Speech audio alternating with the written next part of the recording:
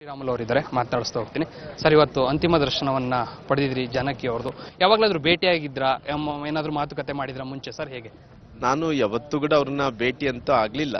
ಅವ್ರ ಬಗ್ಗೆ ಎಲ್ಲರೂ ನೀವು ಕೇಳಿದಿರಿ, ನಾವು ಕೇಳಿದ್ವಿ. ಅವ್ರು ಕಂಟಕ ಅಂದ ತಕ್ಷಣ ಅವ್ರ ಹಾಡು ಆಡ್ತಾ ಇರುವಂತ ಯಾವುದೇ ಹಾಡುಗಳು ಇಡೀ ಜಗತ್ತಲ್ಲಿದ್ದಂತ ಜನಮಾನಸರನ್ನ ಗೆಲ್ಲಂತ ಹಾಡುಗಳನ್ನು ಕೂಡ ಆಡಿದಾರ. ಒಂದು ಭಾಷೆ, ಎರಡು ಭಾಷೆ, ಮೂರು ಭಾಷೆ ಅಂದ್ರಿಗ್ನ ನೂರಾರು ಭಾಷೆಗಳಲ್ಲಿ ಅವ್ರು ಇವತ್ತು ಅವ್ರ ಕಂಠದ ಮೂಲಕ ಜನರ ಮನಸ್ಸನ್ನು ಗೆಲ್ಲಂತ ಕೆಲಸ ಆಗಿದೆ. ಬಹುಶಃ ಎಸ್ ಜಾನಕಿಯವರು ಅಂದ ತಕ್ಷಣ ಇವತ್ತು ಜಾನಿಕಮ್ಮವರು ಅಂತಾರ. ಆ ಜಾನಿಕಮ್ಮವರು ಅಂತ ಶಬ್ದದಲ್ಲಿ ತಾಯಿ ಅನ್ನಂತ ಒಂದು ಅರ್ಥ ತಿಳ್ಕೋಬಹುದು. ಒಂದ್ ರೀತಿ ಜಾನಕಿಯಮ್ಮ ಅಂದ ತಕ್ಷಣ ಒಬ್ಬ ದೊಡ್ಡ ಮನೆತನದ ಹೆಣ್ಮಗಳು ಅಂದ್ಕೋಬಹುದು.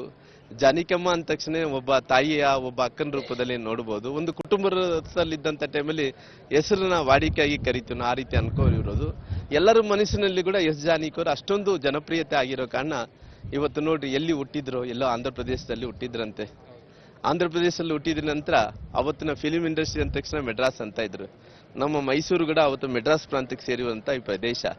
ಈ ಪ್ರದೇಶದಲ್ಲಿ ಅವರು ನೆಲೆಸಬೇಕು ಅನ್ನೋಂಥ ಸಂಕಲ್ಪ ಇವತ್ತಿಂದಲ್ಲ, ಅವತ್ತು ಮೊದಲನೇ ಹಾಡು ಆಡ್ತಾರಂತೆ. ಅವರು ಮೊದಲನೇ ಹಾಡು ಆಡಿದಂಥ ಟೈಮಲ್ಲಿ ಚಾಮುಂಡಿ ತಾಯಿಯವರ ಆಶೀರ್ವಾದದಿಂದ ರಾಜ್ಕುಮಾರ್ ಜೊತೆಲಿ ಮೊದಲನೇ ಹಾಡು ಆಡಿರಂತ ಪ್ರದೇಶ ಸ್ಥಳ ಅದು ಮೈಸೂರಾಗಿದೆ. ಅವತ್ತೊಂದು ಸಂಕಲ್ಪ ಮಾಡ್ತಾಳಂತೆ. ಏನ್ ಮಾಡ್ತಾಳಂದ್ರಿಗಿನ ನಾನು ಮೊದಲನೇ ಹಾಡು ಎಲ್ಲಿ ಆಡಿದಿನೋ ಅಲ್ಲೇ ಕೊನೆ ಉಸಿರು ಎಳಿಬೇಕನ್ನಂತ ಸಂಕಲ್ಪ ಏನು ಮಾಡಿದ್ಲೋ ಆ ತಾಯಿ ನೋಡಿ ಯಾವುದೇ ಜೀವನದಲ್ಲಿ ವ್ಯತ್ಯಾಸ ಇಲ್ಲಾರ್ದಂತೆ ಹಾಡು ಆಡಿರೋಂಥ ಪ್ರದೇಶ ಮೈಸೂರು, ಆ ಕೊನೆ ಉಸಿರು ಹೋಗಂತ ಪ್ರದೇಶ ಕೂಡ ಮೈಸೂರು ಆಗಿರೋ ಕಾರಣ ಅವ್ರ ಜರ್ನಿಯಲ್ಲಿ ಇಡೀ ದೇಶದಲ್ಲಿದ್ದಂಥ ಜನರು ಮನಸ್ಸನ್ನು ಗೆದ್ದಾಳ. ಜೊತೆಲಿ ಅವ್ರ ಕೊನೆ ಉಸಿರು ಕೂಡ ನಮ್ಮ ಶಾಸಕರು ಸಾಹೇಬರು ಹೇಳ್ತಾ ಇದ್ರು, ಅವರು ಉಸಿರು ಹೋಗಂತ ಟೈಮಲ್ಲಿ ಕೃಷ್ಣನ ಮೂರ್ತಿ ಹಿಡ್ಕೊಂಡು ಕೈಯಲ್ಲಿ ಹಿಡ್ಕೊಂಡು ಉಸಿರು ಪ್ರಾಣವನ್ನು ತ್ಯಜಿಸ್ಲಂತೆ. ಆ ತಾಯಿ ಸಂಕಲ್ಪ ನೋಡ್ರಿ. ಅವರು ಯಾವ ರೀತಿಯಲ್ಲಿ ಅಂದ್ರಿಗಿನ ಇವತ್ತು ಅಂತ ಸಂಕಲ್ಪನ ಪಡ್ಕೊಂಡಂತವ್ರು ಬಹುಶಃ ನನಗೆ ಗೊತ್ತಿರೋಂಥ ಪ್ರಕಾರ ಸ್ವರ್ಗಕ್ಕೆ ಹೋಗ್ತಾರಂತ ಹೇಳ್ಕೊಂಡಿದ್ದೀನಿ. ಆ ತಾಯಿ ಕೂಡ ಸ್ವರ್ಗಕ್ಕೆ ಹೋಗ್ಲಿ.